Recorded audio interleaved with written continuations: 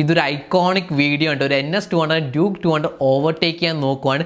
Suddenly speed കൂടിയെന്ന് മനസ്സിലായി break പിടിക്കാൻ നോക്കുന്നു, റിയർ ബ്രേക്ക് പിടിക്കുന്നു, റിയർ വീൽ ലോക്ക് ആവുന്നു, ഫ്ലെക്സിൽ പോയിരിക്കുന്നു. ഇത്തരം സിനാരിയോസിൽ എന്താണ് ചെയ്യേണ്ടത് പറഞ്ഞുതരാം. ഇത് ചെയ്ത മിസ്റ്റേക്ക് എന്ന് റിയർ ബ്രേക്സാണ് പിടിക്കുക. ഇങ്ങനെ റിയർ ബ്രേക്സ് ചാടി കയറി പിടിച്ചു കഴിഞ്ഞാൽ പഴയ ഡ്യൂക്ക് 200 ABS കൂടിയില്ല, പെട്ടെന്ന് റിയർ വീൽ ലോക്കാവും. നമ്മൾ ബ്രേക്ക് അപ്ലൈ ചെയ്യുമ്പോൾ ഫ്രണ്ട് അല്ലെങ്കിൽ റിയർ ബ്രേക്ക് പിടിച്ചാൽ വെയിറ്റ് ഫ്രണ്ടിലോട്ടാണ് വരുന്നത്. അപ്പോൾ റിയർ വീൽ ഭയങ്കര ലൈറ്റ് ആവും, പെട്ടെന്ന് അത് ലോക്ക് ആവുന്നതാണ് കേട്ടോ. ഇങ്ങനെ ലോക്കായി കഴിഞ്ഞാൽ ഇതേപോലെ സ്ലൈഡ് ചെയ്ത് പോയി ക്രാഷ് ചെയ്യുന്നതാണ്. അതുകൊണ്ടാണ് റൈഡിങ് സ്കൂൾസൊക്കെ ഈ ടെക്നിക്ക് പഠിപ്പിക്കുന്നത് കേട്ടോ.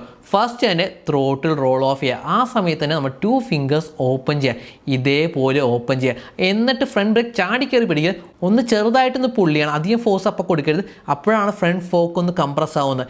എന്നിട്ട് വേണം നിങ്ങൾ ഫുള്ളായിട്ട് സ്ക്വീസ് ചെയ്യാൻ. ഇതേപോലെ നമുക്ക് സേഫായിട്ട് സ്റ്റേബിളായിട്ട് നിർത്താൻ പറ്റുന്നതാണ് കേട്ടോ. അത് മാത്രമല്ല, ഇമ്പോർട്ടൻ്റ് ആയ കാര്യം, ഇത്തരം അക്രമമൊക്കെ റേസ് ട്രാക്കിൽ മാത്രം കാണിക്കുക. എങ്ങനെയുണ്ട് സാധനം?